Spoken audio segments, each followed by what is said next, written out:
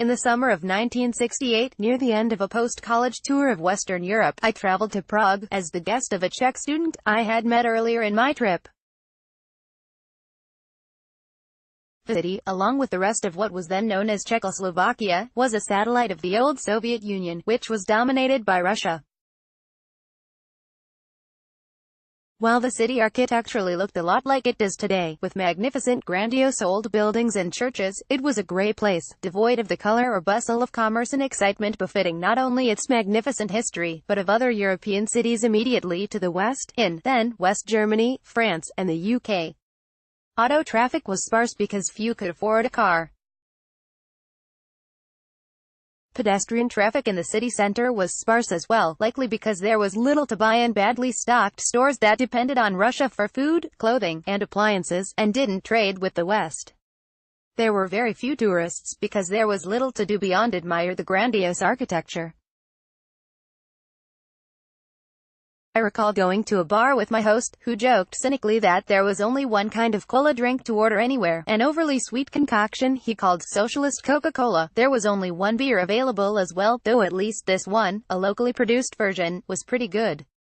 When the Soviet Union collapsed in 1989, the Eastern European countries like Czechoslovakia that had been Soviet vassal states turned westward, and rushed to join the European Union and the North Atlantic Treaty Organization, NATO. They were destitute economically, having been squeezed dry by their Russian overseers, and they had had enough of endless political repression that included severe limits on freedom of speech and the press, and an absence of free elections.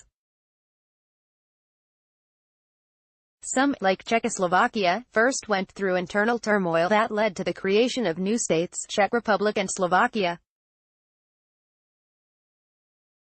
But whatever the particulars of their reorganizations, not a single one wanted to remain associated with Russia, the main remnant of the Soviet Union. I recount this history because of the new romanticism surrounding Russia among some on the right, led by our president. The notion of aligning ourselves more closely with Russia, and less closely with our longtime allies and trading partners in North America, Europe, and Asia has been building since Trump's campaign for president, when he several times expressed his admiration of Russia's President, Vladimir Putin. Trump put something of an exclamation point on the build-up 2 weeks ago when he stood next to Putin in Helsinki and practically kissed his rear end while telling him and America's allies that he believed Putin at least as much as his own intelligence services concerning Russian meddling in America's 2016 election. He even went further, seeming to endorse a Putin suggestion that American and Russian security services team up to investigate Russian interference in the U.S. electoral process.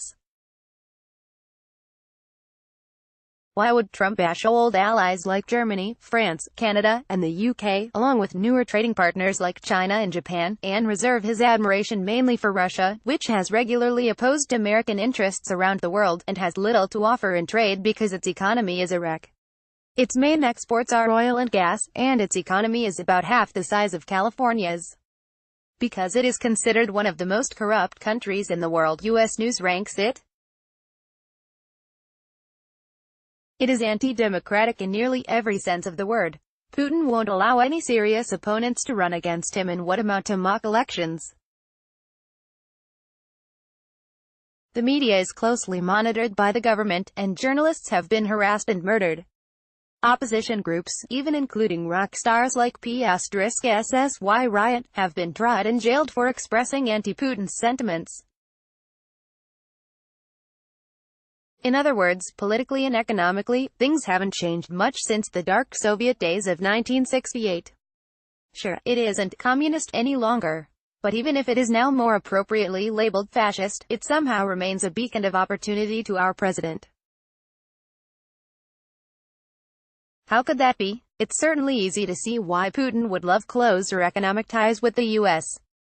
With seemingly endless wealth he would love to transfer to Russia, much as the old Soviet Union sucked Czechoslovakia and its other Eastern European satellites dry. What does the U.S. stand to gain from a closer relationship with Russia? Access to its oil and gas reserves. We have become ever more energy independent, so have no need to access energy so far from our shores. Cheaper vodka supplies. Or perhaps we could learn something about more effectively hacking the security secrets of our old allies. In other words, it's a lot easier to understand why Putin wants to forge closer ties with us than it is to understand why Trump wants to suck up to Putin. Unless Trump has a debt to repay to his Russian chum. Share author on social media. The views expressed herein are the sole responsibility of the author and do not necessarily reflect those of this website or its editors.